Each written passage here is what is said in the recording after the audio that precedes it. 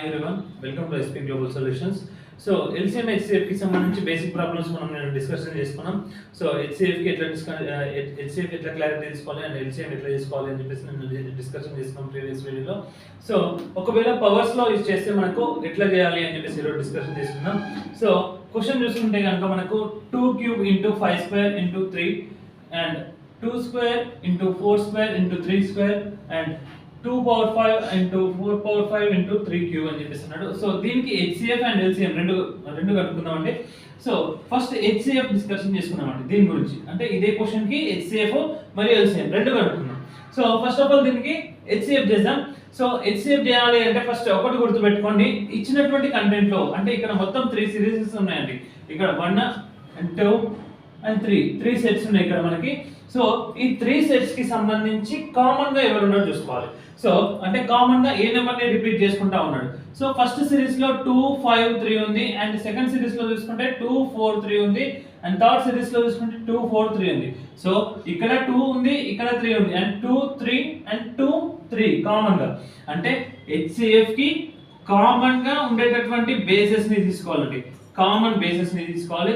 So common bases ఎవరెవరు ఉన్నారు sir అంటే 2 ఉంది అండ్ 3 కూడా ఉందండి. సో HCF కావాలి అంటే మనకి ఎవరు కావాలి? Common bases.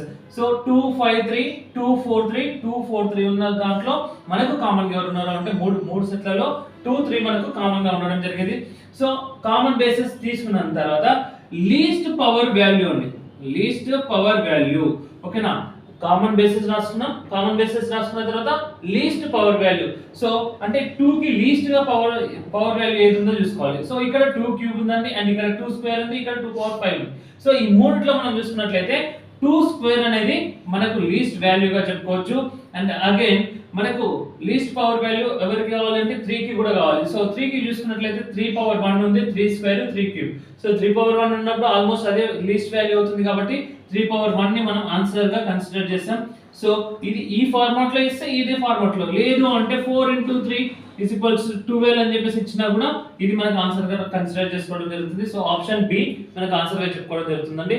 గుర్తుపెట్టుకోండి, HCF కావాలి స్క్వేర్ పవర్ వాల్యూస్ ఇచ్చినప్పుడు అంటే కామన్ బేస్ రాసుకోవాలి. ఎన్ని సెట్స్ ఇస్తే అన్ని సెట్స్ లలో కామన్ బేస్ రాసుకోవాలి. తర్వాత లీస్ట్ పవర్ వాల్యూస్ తీసుకోవాలి ఆ కామన్ బేసెస్ కి.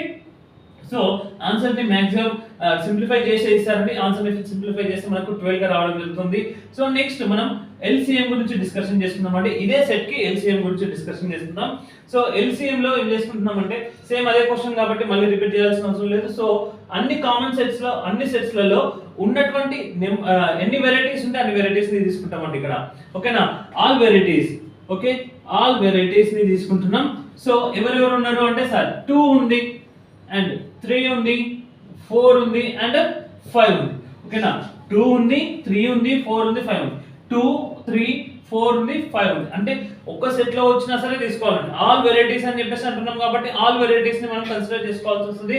సో మనకి HCF కి లీస్ట్ పవర్ వాల్యూస్ ని రాసుకున్నాం. సో దీనికి ఏం రాసుకుంటాము అంటే హైయెస్ట్ పవర్ వాల్యూస్ ని తీసుకుంటామండి.